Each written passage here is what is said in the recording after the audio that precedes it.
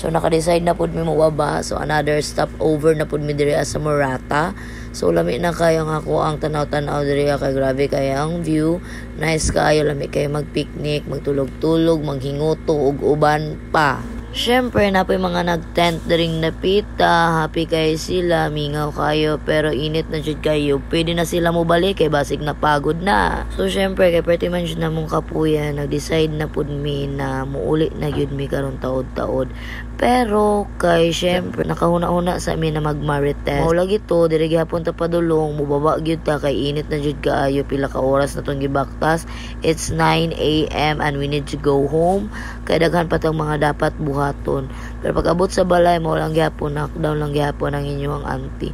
So ang pababa jud siya na legit kay mura gyud mi ginahila pababa. And then wala ko kasabot sa akong gibati nga perting igang. So mao lang to mga kadayers, see you sa next na akong vlog.